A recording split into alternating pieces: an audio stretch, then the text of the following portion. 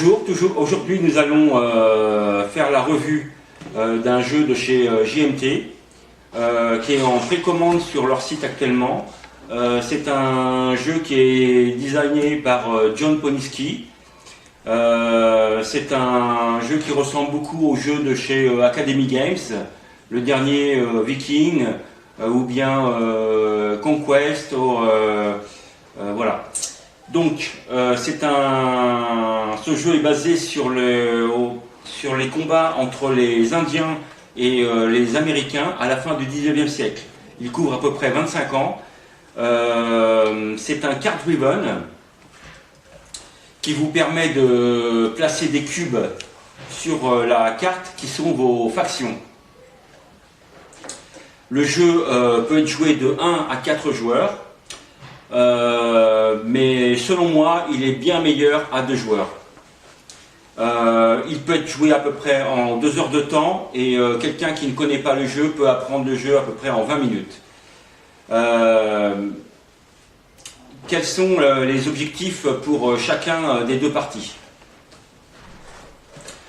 Donc pour le joueur américain, le but est de construire le plus rapidement possible le Transcontinental Railroad, le train entre Saint-Louis. De construire le plus rapidement possible le Transcontinental Railroad, le train entre Saint-Louis et Sacramento. 3 points sont donnés à la fin du jeu pour cela. Aussi, vous gagnez 1 point si vous arrivez à contrôler le maximum de régions, en excluant les régions violettes.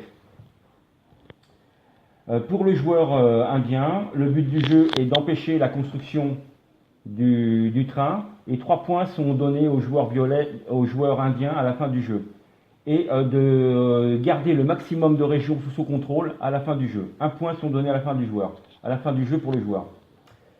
Vous voyez les régions violettes au nord et au sud. Si le joueur indien contrôle plus de régions violettes que le joueur américain, 3 points sont en jeu pour la fin du jeu à ce sujet. Maintenant, nous allons voir le setup, l'installation du jeu, et voir qui c'est entre le joueur américain et le joueur indien qui va gagner.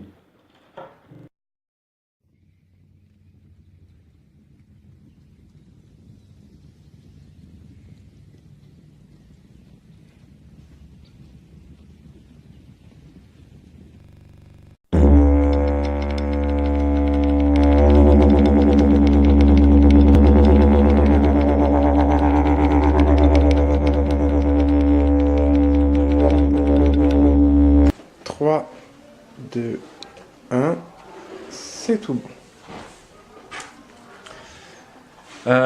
Nous continuons sur l'installation du jeu. Le setup est vraiment très simple. Avant tout ce que vous voyez là, c'est un prototype. Un magnifique prototype qui m'a été envoyé par John Poniski. C'est un GMT game. Aussi considéré que le jeu va être bien meilleur dans sa version finale. Le setup, l'installation du jeu pour la partie indienne est très simple. Dans chaque région rouge, vous installez un cube rouge au nord. Dans chaque région au sud, vous installez un cube orange. Et vous mettez n'importe où, 3 cubes rouges.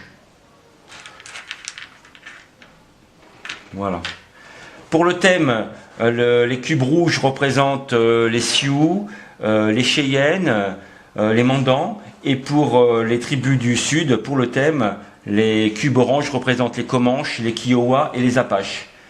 Les pions, les cubes violets représentent les ennemis des Indiens.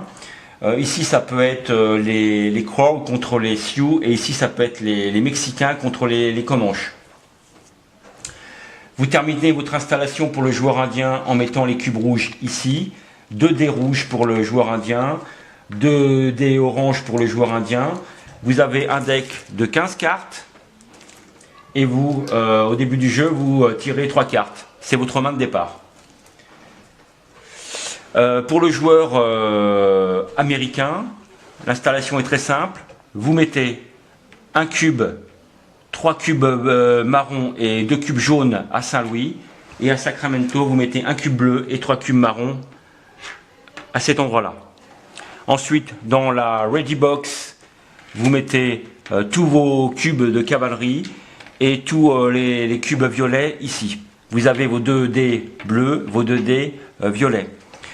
Pour les settlers, les migrants, vous avez vos cubes marrons et vous avez 2 dés marrons. Pour les wagons, c'est-à-dire les chariots qui vont se déplacer de l'est vers l'ouest, vous avez des cubes jaunes. Vous avez votre deck de 15 cartes pour la cavalerie américaine et 15 cartes pour les migrants ou les settlers. À ce point du jeu, nous devons parler des conditions de fin du jeu. Il y a 2 conditions de fin de jeu. La première, c'est que lorsque vous jouez votre dernière carte, vous finissez le round et le jeu se termine. Et vous faites le scoring. Deuxième condition, si le joueur américain arrive à construire le train, ici, enfin tout le chemin, et ben le jeu se termine et vous finissez le round. À ce point, nous devons parler de 3 des disques.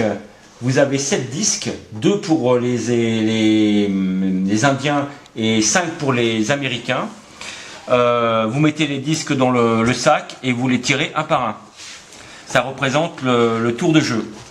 Nous avons 3 disques particuliers. Le jaune, quand vous tirez le jaune, vous mettez 2 cubes à Saint-Louis et vous déplacez tous vos cubes vers les Rocheuses. Ici. Donc si je prends cet exemple, donc je tire le disque jaune, je place 2 cubes à Saint-Louis et je déplace tous mes cubes d'une case adjacente.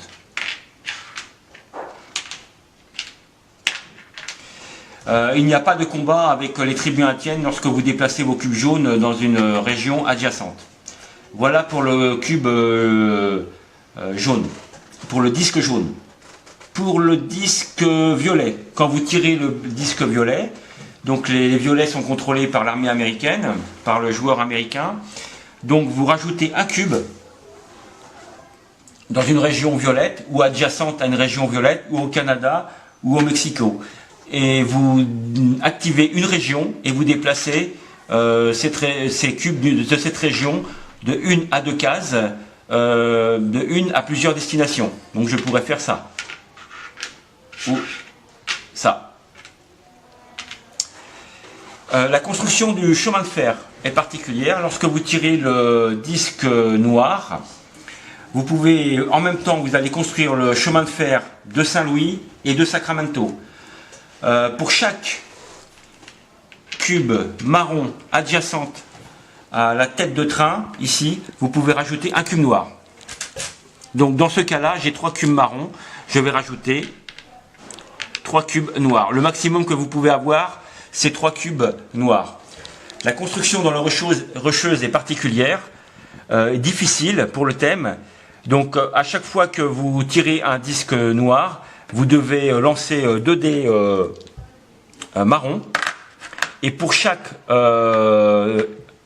hit ou symbole de paix, vous pouvez rajouter un cube noir dans l'espace réservé. Voilà, dans ce cas-là, j'ai fait 2 réussites et je peux mettre 2 cubes noirs. Une fois que les 5 espaces ont été complétés ou construits, vous pouvez suivre les règles de l'Union Pacific Railroad et rajouter des cubes noirs en fonction des cubes marrons qui sont des settlers qui sont adjacents dans la région. Et à ce moment-là, vous pouvez déplacer, une fois que ça a été construit ici dans les montagnes, vous pouvez déplacer vos cubes bleus et marrons à partir de la tête de train. Donc j'ai parlé que vous aviez 15 cartes, on va les regarder. Pour le joueur migrant, les settlers, vous avez 4 cartes qui sont des cartes d'événements qui peuvent être jouées avant ou après une carte de migration ou en réaction à une action. Donc les cartes de migration, vous voyez, vous pouvez ajouter 4 cubes, donc c'est la phase de renforcement, et vous pouvez bouger des groupes jusqu'à 2 régions. Donc ça c'était pour les settlers. Pour la cavalerie américaine, vous avez 3 cartes d'événements particulières, Crook, Sheridan et Custer. Quand vous tirez cette carte, vous devez la jouer immédiatement. Pour les tribus indiennes du Nord, vous avez une carte spirituelle, Ghost Dance, qui vous dit de la jouer en même temps qu'une War Party. Et vous pouvez ajouter un cube dans 5 régions contrôlées du Nord. Et vous avez des cartes normales, vous en avez 12 dans le jeu, qui vous permet de rajouter 3 cubes dans n'importe quelle région du Nord et bouger 3 groupes jusqu'à 2 régions. Et pour les tribus du Sud, vous avez 3 événements. Mangas Colorades, je vais trouver l'autre, Quanah Parker, un chef Comanche extrêmement féroce. Pour ceux qui ont joué au jeu Comancheria, vous reconnaissez le personnage. Et pour ceux qui connaissent un petit peu les tribus indiennes, vous reconnaissez Geronimo. Voilà pour le setup.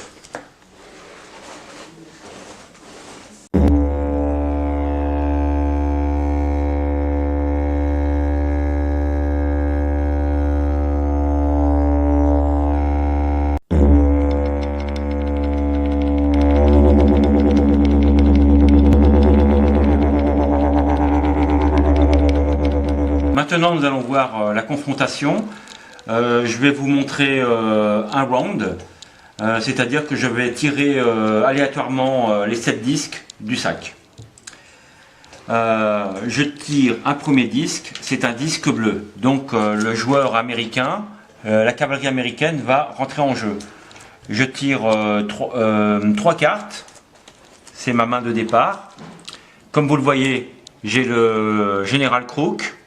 Je pourrais jouer cette carte, car elles peuvent être jouées avant le joueur indien du Sud, mais je vais la garder en main. Et je pense que je vais jouer cette carte d'engagement en faisant cette première phase, en rajoutant 4 cubes à Saint-Louis. Je rajoute 4 cubes à Saint-Louis. Alors j'ai oublié le setup de tout à l'heure, je l'avais enlevé, je vais le remettre. Voilà, et je peux rajouter mes 4 cubes à Saint-Louis. Je rajoute mes 4 cubes à Saint-Louis et je peux bouger 3 groupes jusqu'à 2 régions. Donc je vais mettre 2 cavaleries américaines ici et puis je vais jouer ces 3 cavaleries américaines, je vais les rajouter ici en emmenant avec moi 3 settlers parce que chaque cavalerie américaine, chaque cube peut emmener avec lui 2 settlers. Donc maintenant il y a une confrontation qui va, je défausse ma carte et je remplace ma carte à 3 cartes, ma main à 3 cartes. Donc maintenant ici, comme il n'y a qu'une faction qui est en jeu, que la faction rouge des Indiens du Nord, il y a un ambush qui va prendre place, donc je dois lancer un dé. Par exemple, pour le jeu, j'obtiens un hit, donc ce qui fait que je détruis un cube bleu. Maintenant, le combat va prendre place. Je lance un dé pour la cavalerie américaine et 2 dés pour les Indiens. Admettons que j'obtiens cela, un hit pour les Américains. Donc un cube est détruit, qui va dans le casualties box. Et pas de hit du côté indien. Par contre, j'ai un blanc, une face vierge, ce qui fait que je peux retraiter. Je vais retraiter dans une région amie ce cube-là. Deuxième confrontation, ici. Donc, il y a 2 cubes rouges, donc 2 dés rouges et 2 dés oranges pour les Indiens. Même si vous aviez 4 cubes orange ou 5 cubes orange, vous avez simplement 2 dés en jeu pour la faction orange. Pour les Américains, je jette 2 dés et 2 dés pour les settlers. Admettons que j'obtienne ça et 3 hits pour la cavalerie américaine. Donc ce qui fait que j'obtiens 3 hits. Donc un hit pour les Indiens, donc j'enlève un cube qui va ici, et 3 hits pour contre les Indiens, donc j'enlève 3 cubes. Comme vous voyez, il y a 2 faces vierges, ça veut dire que je peux retraiter mes 2 cubes. Donc je vais retraiter mes 2 cubes indiens dans une région amie. Voilà. Le combat est terminé. Maintenant je tire un disque noir. La construction du chemin de fer va pouvoir commencer. J'ai 2 cubes marrons dans cette région-là, donc je vais pouvoir rajouter 2 cubes noirs qui indiquent la construction du chemin de fer. Pour Sacramento, je dois lancer 2 cubes, 2 disques, enfin 2, je vais y arriver, 2 dés marrons. Admettons que j'obtienne un hit et un tricky. Donc ce qui fait que je peux placer 2 cubes pour indiquer la progression du rail dans les rocheuses. Maintenant, je tire un disque jaune, je place 2 cubes jaunes à Saint-Louis et je déplace tous mes cubes jaunes en direction des rocheuses. J'ai 2 chemins à choisir, je peux choisir 2 cubes sur Mormon Trail et 2 cubes sur Santa Fe Trail. Maintenant, je vais tirer un disque orange, donc c'est le joueur indien du sud. Je prends mes 3 cartes. Et je vais jouer, j'ai 3 cartes de renforcement. Je vais jouer, je pense, cette carte-là pour pouvoir attaquer la cavalerie américaine. Donc je vais rajouter 4 cubes. 4 cubes orange, faut pas que je me trompe. Voilà, dans cette région. Et je vais pouvoir déplacer 3 groupes jusqu'à 2 régions. Donc avec moi, je vais pouvoir emmener ce cube rouge, parce que 2 cubes orange peuvent emmener un cube rouge. Donc je vais déplacer 4, 5, 6, 7, 8. J'ai un maximum d'empilement de 8 cubes maximum par faction. Hein. Donc je vais déplacer tous mes cubes ici et attaquer l'armée américaine. Je défausse ma carte. Voilà. Maintenant, il y a un combat qui est en train de prendre place. 2 dés rouges, 2 dés orange pour les Indiens, 2 dés bleus et 2 dés marrons pour les settlers. Donc, admettons que je fasse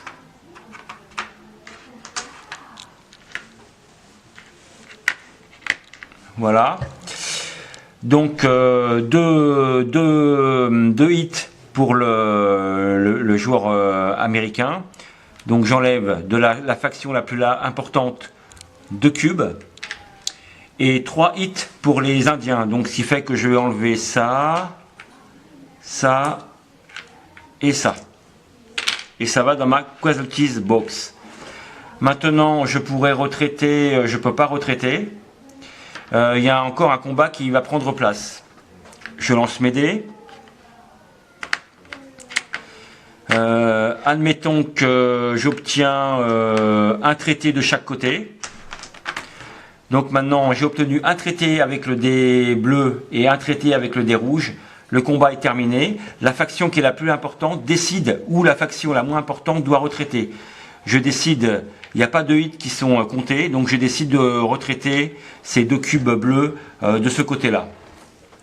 Comme vous voyez, il y a 2 cubes jaunes qui représentent les wagons dans cette région. Donc l'Indien va attaquer ces cubes jaunes. Donc pour les wagons, je vais lancer 2 dés marrons. Et pour l'Indien, je vais obtenir par exemple 2 dés comme ça. Pour détruire un cube jaune, l'Indien a besoin de 2 hits. Donc, il obtient 2 hits, il détruit ce cube jaune. Et ça va ici, et ça va compter 1 point pour la fin du jeu. J'ai obtenu un blanc pour le joueur Settlers. Donc, je peux déplacer tous mes cubes. Si j'en avais plusieurs, j'aurais pu déplacer tous mes cubes dans la région adjacente. Voilà. C'est un des moyens pour le joueur américain d'aller rapidement vers les rocheuses. Je tire un nouveau disque, un disque violet, donc je rajoute un cube Par exemple, je rajoute un cube ici. Voilà, et je vais déplacer tous mes cubes d'une région vers une autre région. Je déplace mes deux cubes ici. Il y a un embouche qui va prendre place. Donc je jette un dé pour l'Indien. J'obtiens par exemple un hit. Donc le cube violet est détruit. Maintenant je relance un dé de chaque côté. J'obtiens de chaque côté par exemple un hit. Les deux factions sont détruites. Chacune va dans son box casualties. Voilà, plus personne n'a le contrôle des Black Hills. Maintenant je tire un nouveau cube, enfin un nouveau disque. C'est un rouge, c'est la faction du Nord qui est en jeu. Donc comme vous le voyez, j'ai une carte Ghost Dance qui me permet de renforcer le contrôle sur le terrain. Donc je vais rajouter un cube dans 5 régions contrôlées du Nord. Donc je vais par contre il n'y aura pas de combat permis pendant ce tour. Donc je rajoute 5 cubes, 2, 3, 5. Et je vais jouer cette carte. Add 2 cubes in any Northern Tribes Regions. Donc j'ajoute 2 cubes, ici par exemple, et je vais bouger 2 groupes jusqu'à 2 régions. Je vais renforcer l'autre côté, donc je vais jouer un groupe ici par exemple, un ici, et puis un groupe ici. Voilà, maintenant je discarde, je défausse mes cartes,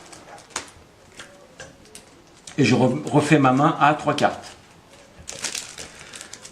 Comme vous allez deviner, le dernier disque qui va être tiré, qui va être pioché, c'est un disque marron. Ça concerne les settlers qui sont en activité. Donc voilà, je pourrais jouer, comme vous voyez, j'ai une carte d'événement qui pourrait être jouée comme une réaction, ou bien je peux jouer le texte qui est en vert, ou bien je peux jouer le texte qui est en noir. Je vais décider plutôt de rajouter 3 cubes le long de l'Union Pacific Railroad. Je vais rajouter donc mes 4 cubes ici. Voilà, et je ne vais pas déplacer de groupe. Et ma carte est défaussée et je refais ma main à 3 cartes. Voilà pour le premier tour, le premier round qui a été extrêmement, comme vous le voyez, qui est extrêmement rapide.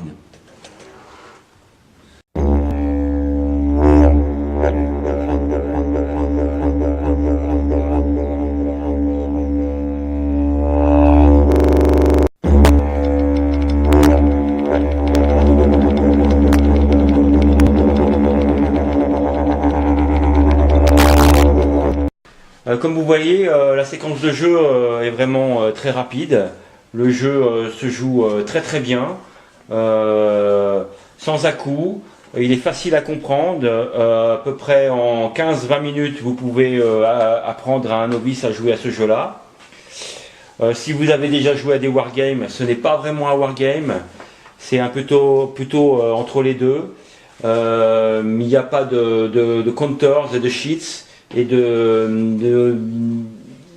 règles difficiles à appréhender. Le jeu se joue vraiment facilement.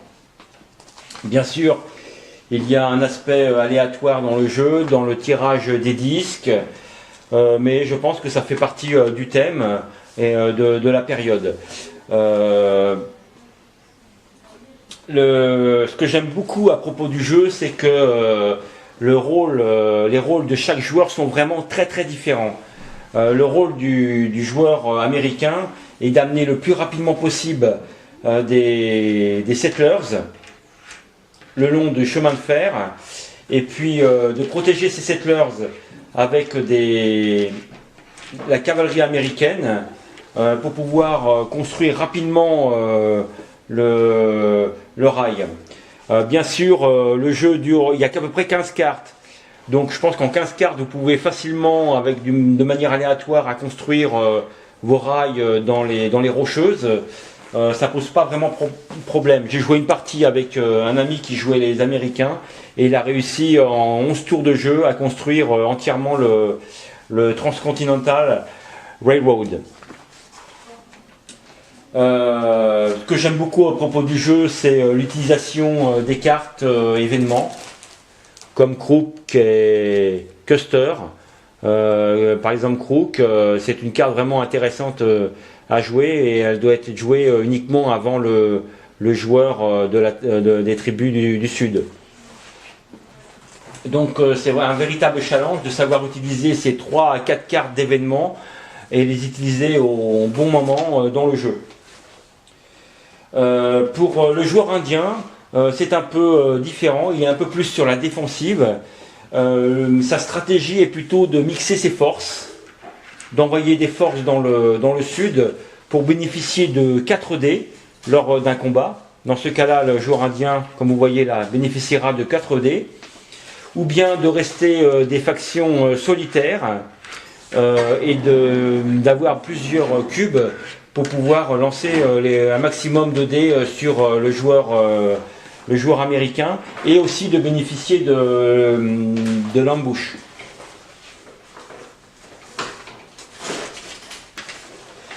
Il y a quelques éléments que j'ai pas trop aimé dans le jeu. La première partie était un peu difficile, un peu longue. Elle a duré 3 heures. La deuxième partie a duré à peu près 2h30. Et c'est parti. Donc la position du joueur indien est beaucoup plus défensive qu'offensive. Ce qui n'est pas évident pour le joueur indien, c'est de mixer ses forces. Donc il y a des choix à faire. Est-ce que le joueur indien doit mixer ses forces pour bénéficier dans ce cas-là, comme vous voyez, de 4 dés, ou bien de rester une seule faction dans sa région pour pouvoir bénéficier notamment de l'action ambush. Tout est là, tout est dans la stratégie. En ce qui concerne les dés, le joueur américain, avec sa cavalerie, bénéficie sur chaque dé de 3 hits. Les dés des settlers bénéficient simplement de 1 hit. Et les dés des ennemis des Indiens bénéficient de 2 hits. Les dés des Indiens bénéficient de 2 hits. Donc tout l'intérêt, toute la stratégie est de mixer ses forces et d'anticiper l'action pour le joueur indien, d'anticiper la construction et la stratégie du joueur américain. Il y a quelques éléments qui sont un peu difficiles dans le jeu. La durée de la partie, la première partie a duré 3 heures parce que la règle du jeu est vraiment dense. Pour l'instant, le jeu fait 12 pages, très très dense, avec beaucoup d'informations, beaucoup d'allers-retours pour aller trouver la bonne information pour pouvoir y jouer, alors que le jeu est vraiment très très simple. Il marche très très bien et il est très très simple. Mais je pense que la règle du jeu doit être refaite. Bon, je sais que John m'a envoyé un prototype et qu'il va refaire la règle du jeu. Ce que j'aimerais pour le jeu, c'est un glossaire et beaucoup plus d'exemples de situations qui me permettent d'appréhender des points de règles obscures. J'aimerais aussi que pour les cartes d'événements, il y ait quelques clarifications. Je ne me souviens plus lesquelles, mais il y a des cas dans lesquels je me suis demandé si je devais jouer cette carte-là à ce moment-là. Donc ce sont des points mineurs parce que le jeu vraiment fonctionne très très bien. J'ai joué avec un ami russe, on a fait 2 parties, c'était vraiment bien. J'ai joué avec mon garçon de 14 ans, même s'il ne maîtrise pas totalement l'anglais. La lecture des cartes et avec l'aide de son papa, c'est très très facile. Vous voyez, single settler, cubes, takes a single world of 3 hits to destroy. Même les cartes de placement sont vraiment simples à jouer pour un enfant de 14 ans. Donc voilà ce que je pouvais dire au niveau du jeu. Moi je vous le conseille, vraiment. Vous l'avez sur le site de GMT en précommande. Et pour moi, le jeu, vraiment, pour l'instant, Too Big Arrows Up, comme on dit aux États-Unis, c'est vraiment un jeu excellent. Dernière chose, je vais vous parler de la version solitaire, que j'ai pas trop aimé. Il s'agit simplement de tirer la première carte du haut du deck et de jouer la carte comme ça. Elle n'est pas très intéressante. Pour un challenge intellectuel, je préfère jouer les 2 parties. La version à 3 joueurs et 4 joueurs, j'y n'y ai jamais joué, mais je pense qu'elle est aussi fun. Si vous jouez à 4 joueurs, un joueur va jouer cette tribu-là, un joueur va jouer cette tribu-là, un joueur va jouer la cavalerie américaine, l'autre joueur va jouer les settlers. Il y a quelques différences de scoring dans une partie à 4 joueurs, mais je ne veux pas vous l'expliquer maintenant. Donc moi je vous conseille le jeu, allez sur le site de GMT, je crois qu'il vaut à peu près dans les 43 $, et je pense qu'il sera mis en magasin, diffusé disons, en 2019. Bye bye.